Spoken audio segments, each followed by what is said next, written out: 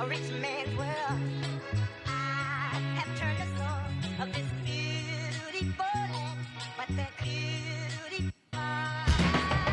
a rich man's world. I have turned the soul of this beautiful land, but a rich man's world.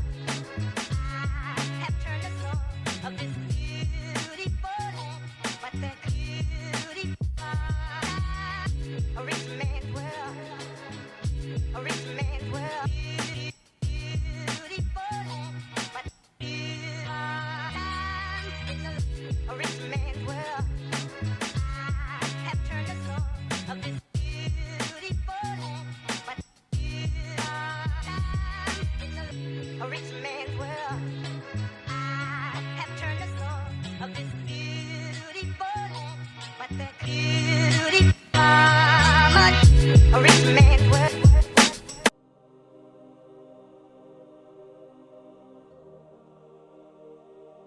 Avis Banks had a beautiful future ahead of her. The middle child of 3 daughters, Avis grew up in a house filled with traditional values, a lot of love, and unwavering support.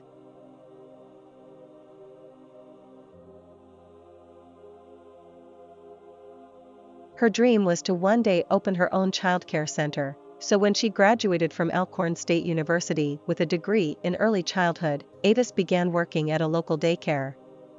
It was around this time that she met the man who would ultimately change her life forever, middle school teacher and coach, Keyon Pittman. After dating for 6 months, Avis surprised her parents when she moved in with Keyon. The decision was completely unexpected, given her strict upbringing. But, as always, Avis's family was ready to support her in any way they could, even if they didn't agree with her living arrangements. The young couple seemed to be moving in the right direction. While Keyon was establishing his teaching career, Avis began working on getting her master's degree.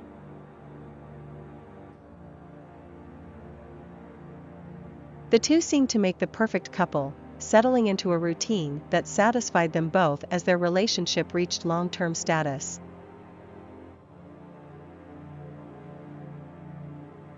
Until a closer look revealed cracks in the foundation.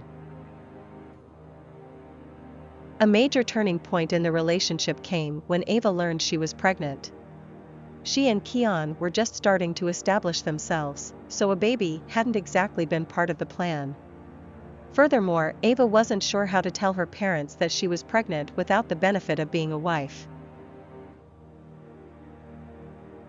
Then came another surprise, when Keyon proposed to Ava.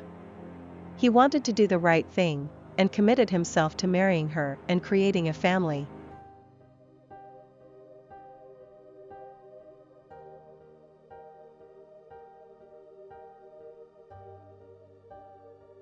While Keyon seemed truly devoted to Avis, that didn't stop him from wondering if the grass was greener on the other side. He had a wandering eye and was not so committed to Avis that he didn't occasionally water other lawns. In fact, he seemed to be happy living a double life where he came home to a loving partner, but continued to enjoy sexual liaisons outside the home. Then came a turning point.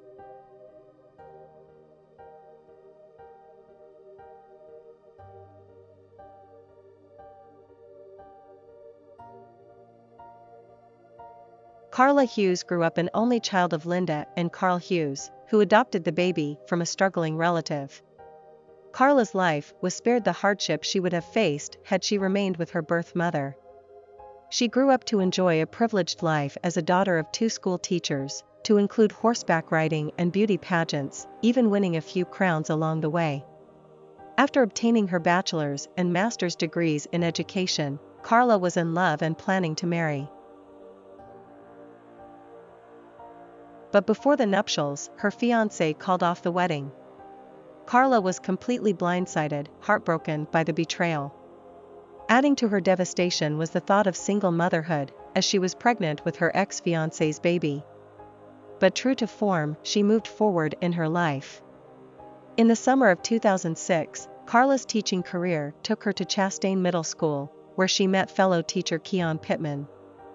They weren't exactly shy about their flirtation nor their mutual attraction. They began spending a considerable amount of time together, despite Keyon being engaged with a child on the way. He and Avis had purchased a house and were ready to settle down.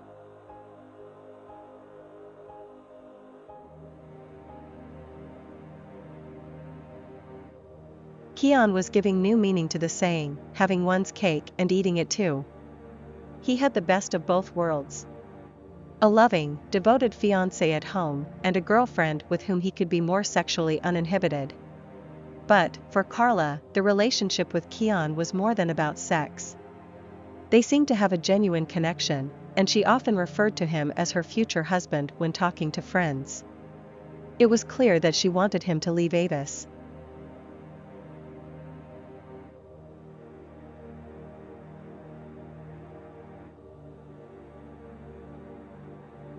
Avis Banks was preparing not only for the arrival of the baby, but also their upcoming wedding. Soon she would be Mrs. Keyon Pittman, something she could do for her parents to make up for getting pregnant out of wedlock. Avis was excited about what was to come.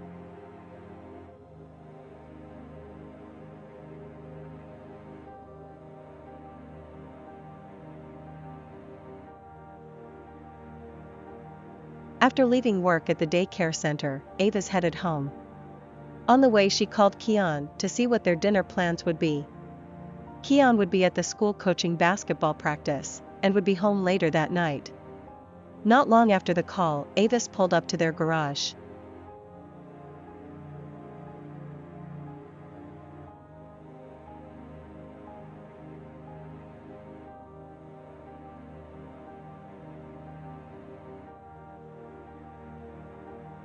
When the garage door closed behind her once she pulled inside, Avis was ambushed.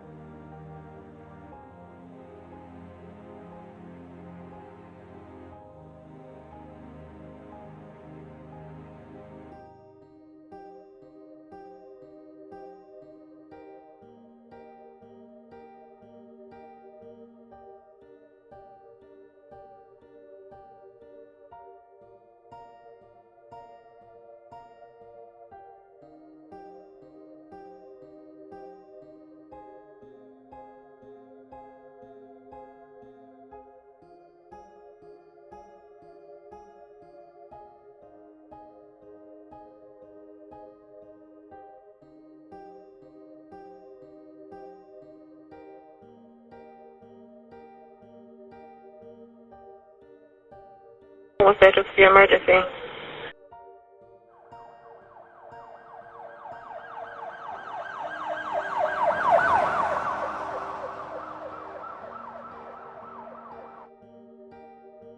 The 911 caller, a neighbor of the young couple, reported that Avis had been shot according to Keyon. But Keyon didn't call police right away. Instead, he called Carla. 27-year-old Avis Banks had been shot and stabbed multiple times, she and her unborn baby succumbing to the injuries. The house itself had been ransacked, but police officers weren't quite sure it was anything other than a poorly staged scene. They also found a suspicious footprint on one of the doors. According to Keyon, he had just returned home from work and found Avis in the garage. To officers on the scene, the inside of the house had been staged to appear that a burglary had occurred. Perhaps Avis had interrupted the thief and was killed as a result.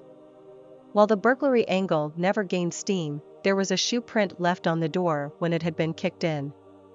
That, along with shell casings found at the scene, would ultimately lead them to the murderer. Judging by the brutality of the crime, whoever killed Avis Banks hated her with a passion.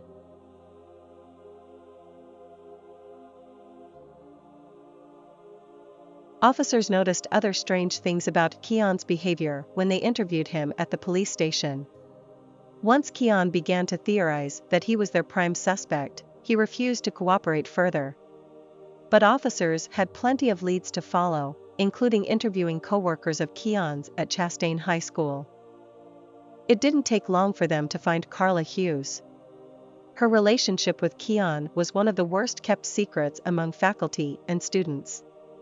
In fact, the two often used students to pass notes to one another during the school day. Although Keyon was their main suspect, detectives couldn't help but wonder if Carla was somehow involved. It wouldn't take long for the police to make an arrest.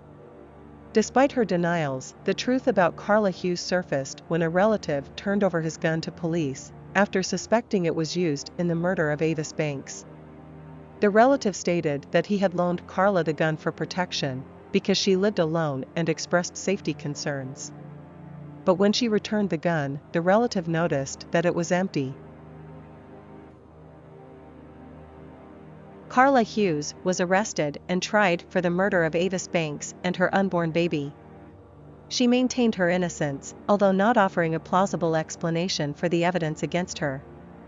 If Keyon was somehow involved, there was no way to prove it. Even after learning Keyon had moved away and gotten married to someone else after the trial, Carla remained silent. She was sentenced to serve 2 life sentences for the murder of Avis and her unborn baby, without the possibility of parole.